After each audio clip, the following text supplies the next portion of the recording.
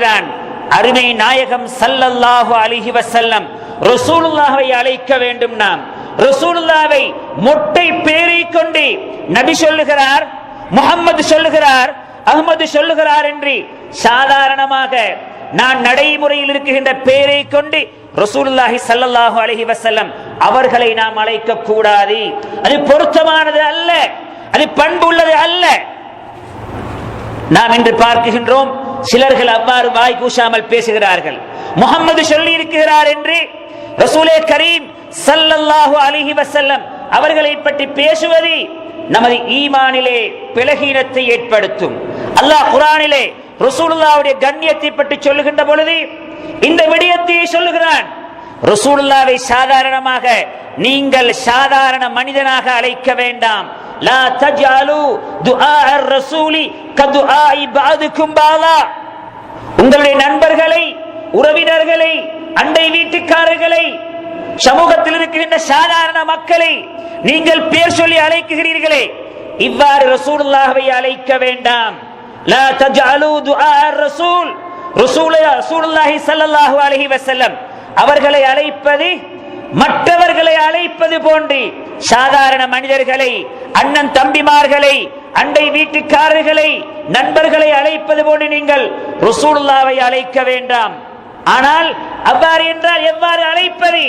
வதுஅஸ்ஸிரூஹு வதுவக்கிரூஹு, நீங்கள் நாயகம் அவர்களை கண்ணியப்படுத்துங்கள், கண்ணியமான வார்த்தைகளை சொல்லி அழையுங்கள் ரசூலுல்லாஹ்வை, அவர்களை சங்கைப்படுத்துங்கள் என்பதாக அல்லாஹ் சுப்ஹானஹு வ தஆலா குர்ஆனிலே சொல்லி தருகின்ற விடயங்களை பார்க்கின்றோம். ஆகவே ரசூலுல்லாஹ்வுக்கு என்று ஒரு பிரத்யேகமான ஒரு சங்கை இருக்குகிறது, மரியாதை இருக்குகிறது. சூரத்துல் ஹுஜராத்திலே அல்லாஹ் தஆலா ஆரம்பத்தில் ரசூலுல்லாஹ்வை பற்றிய பல வர்ணனைகளை சொல்லுகின்றான். அதில் ஒன்றுதான் நான் ஏற்கனவே ஓதிய ஆயத்து, யா அய்யுஹல்லதீன ஆமனு, ஈமான் கொண்ட மக்களே, எம்மை பார்த்து சொல்லுகிறான், நாம் ஈமான் கொண்ட மக்கள், லா தர்ஃபஉ அஸ்வாத்தகும் ஃபௌக ஸௌத்தின் நபி, ரசூலுல்லாஹ்வுடைய சபையிலே நீங்கள் இருக்கின்ற பொழுது அவர்களுடைய சத்தத்தை பார்க்கிலும் நீங்கள் உங்கள் சத்தத்தை உயர்த்த வேண்டாம். அமைதியாக பேசுங்கள், மரியாதையாக பேசுங்கள், கண்ணியமாக பேசுங்கள். வலா தஜ்ஹரு லஹு பில் கவுல் கஜஹரி பஅதுக்கும் பாலா.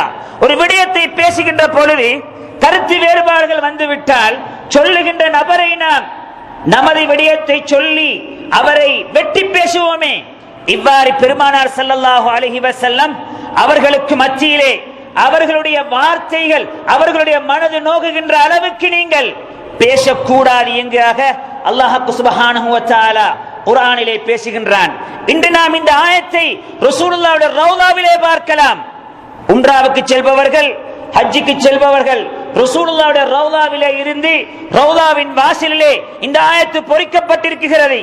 இங்கு வந்திருக்கின்ற ஹாஜிமார்கள், உம்ரா செய்பவர்கள், நீங்கள் இந்த சபையிலே ரசூலுல்லாஹ்வுடைய சபையிலே உங்கள் சத்தத்தை உயர்த்தாதீர்கள் என்கிற ஆயத்து அங்கு பொறிக்கப்பட்டிருக்கிறது.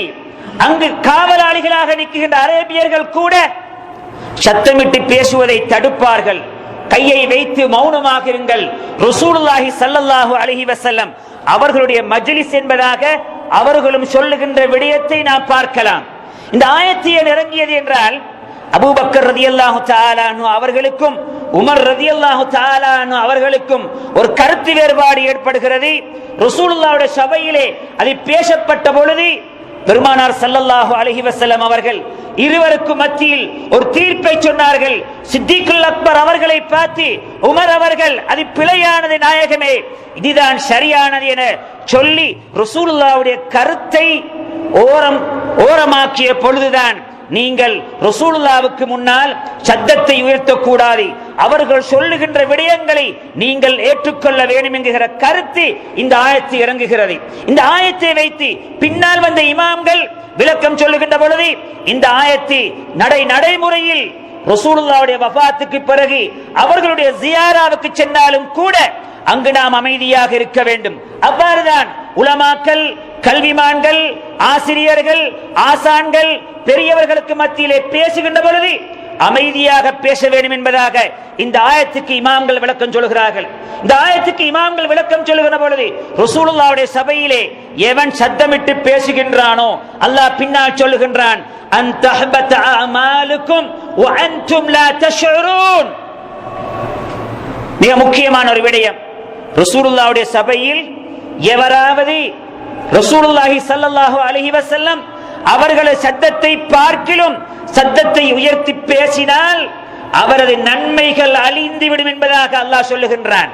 அவர்களது நற்செயல்கள் அழிந்துவிடும், நல்ல இபாதாக்கள் அழிந்துவிடும்.